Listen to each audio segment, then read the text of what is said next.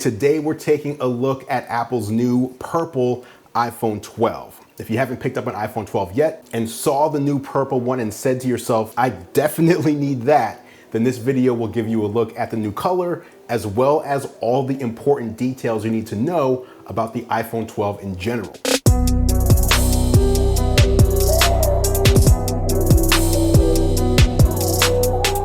Let's talk about the design. The iPhone 12 and iPhone 12 Pro have the same display size and dimensions, with the Pro having a little more weight to it. The iPhone 12 uses an aluminum band around the edges, which is nice and light, while the iPhone 12 Pro sports stainless steel edges instead. The aluminum pretty much has a consistent look to it, while the highly polished stainless steel is easy to mark and dull even with simple general use, but you can bring back the nice shine just by wiping it down. As far as colors go, the iPhone 12 is available in black, also white, green, blue, product red, and of course, this new purple color that's coming later this week. Oh, and if the iPhone 12 mini is more your thing, Apple will be releasing this in that same new purple color alongside the standard iPhone 12. Apple has made these phones durable with IP68 water and dust resistance. Water resistance this year is up to 6 meters of depth submersion for up to 30 minutes, which is 3 times more depth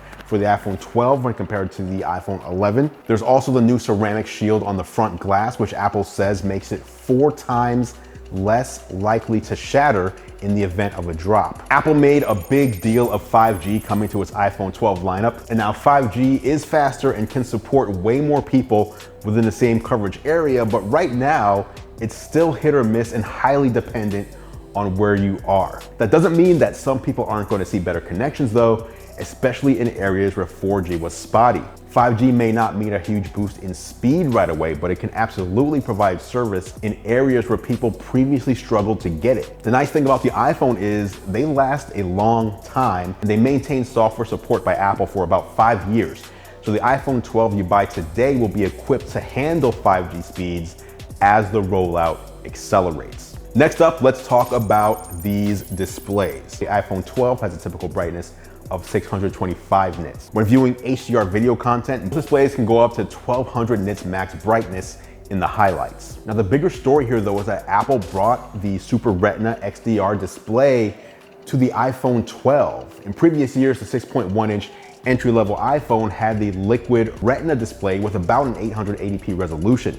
It was the best LCD in any smartphone, but the Super Retina XDR OLED display was exclusive to the premium iPhone lineup.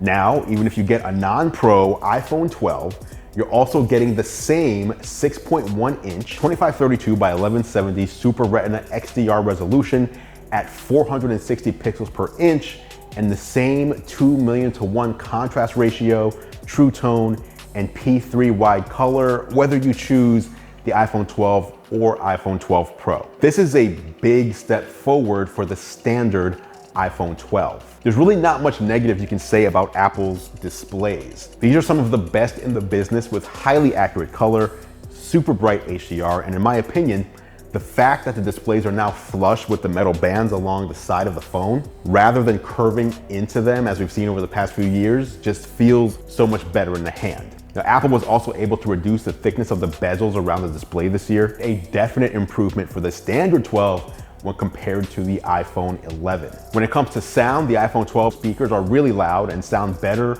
than ever. Last year, Apple added spatial audio to the phones that mostly supports Dolby formats, although games seem to use it without Dolby encoding as well. Spatial audio supports 5.1 and 7.1 surround, and it also supports Dolby Atmos in movies from the iTunes Store and content on Apple TV+. That might sound silly for stereo smartphone speakers, but Apple has done amazing work with computational audio, as we've seen recently when they added spatial audio to the AirPods Pro.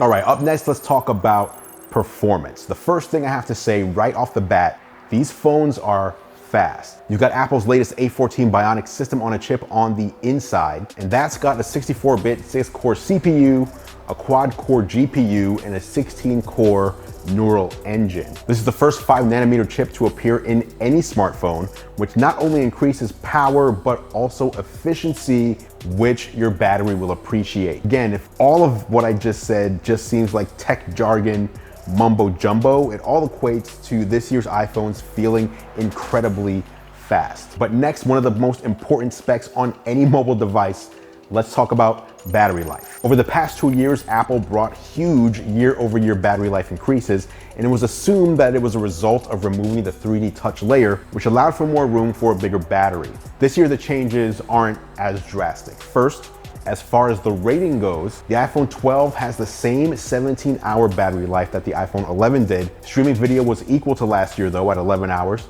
and audio playback was also equal to last year at 65 hours. We all use our phones so differently these days that Apple settled on a video playback test on a loop, but what I've found is the iPhone 12 can easily last for the roughly 16 to 18 hours that I use them on a typical day without me needing to find a charger to plug into. But when you do need to charge, there's a USB-C to Lightning cable in the box, but you'll need to supply your own wall adapter if you want to go that route, or you can use one of the adapters and cables you already have. Or of course, you can charge wirelessly, which brings me to MagSafe. MagSafe is built into the back of the iPhone, giving it a circular magnetic array and alignment magnet, which guarantees that the iPhone properly lines up with supported MagSafe accessories. First, there's the MagSafe wireless charger, which charges at a rate of 15 watts versus 7.5 watts when using a standard Qi charger.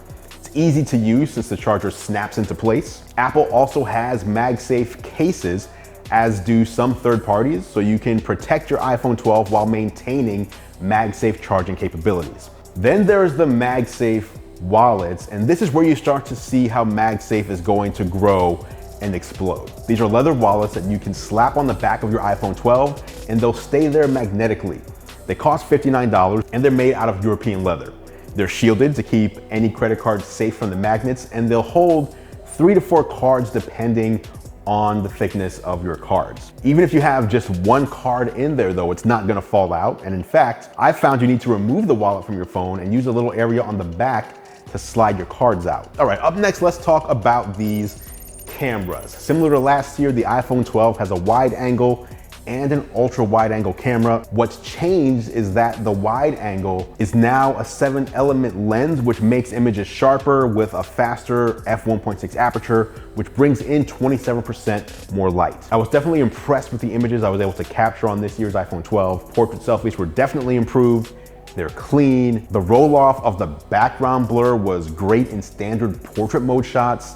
Night mode brought less grain and kept even more detail. And Smart HDR3 automatically refines highlights, shadow detail, and natural contours whether you're outside or indoors, while also taking care of white balance and tapping into scene recognition to make photos look great. Textures sometimes look like you can almost touch and feel them thanks to next-gen Deep Fusion as well. And there's also a brighter True Tone flash, which is nice, and also means you have a brighter flashlight as well. Now, when it comes to video, the iPhone is now officially in its own league, if it wasn't already. If you buy any iPhone 12, Pro or non-Pro, you now have a Dolby Vision HDR video camera in your pocket. This camera is just absolutely impressive. You just aren't gonna find this on any other phone. Oh, and Deep Fusion, Smart HDR3, and even Dolby Vision video recording is all capable on the front selfie camera as well. You can even do night mode selfies too. All right, now let's get to price. The iPhone 12 starts at $829 in the US, but some carriers are offering a $30 discount. That brings it to $799. So the question is, should you upgrade?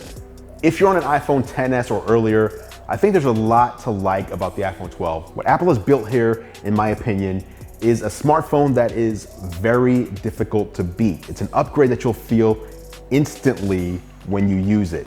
If you love photography and taking videos on your smartphone, then I'd recommend the upgrade even if you have one of last year's iPhones. There is so much more versatility here with Dolby Vision video and Apple spreading all of its computational photography magic across all of the lenses, including the front camera. So that's the iPhone 12, impressive phones that sit at the center of Apple's lineup this year, flanked by the iPhone 12 mini and iPhone 12 Pro Max. Will you be picking one of these up? Let me know in the comments below. and I'll meet you there for further discussion. Of course, we'll have even more on the new iPhone on Geared Up. Geared Up is the show I do each week with John Rettinger, where we take a look at the latest in tech, gadgets, and games. Just search for Geared Up in your favorite podcast player if you want to listen. Thank you so much for watching as always, guys. I appreciate your support. I'm Andrew Edwards, and I will catch you in the next video.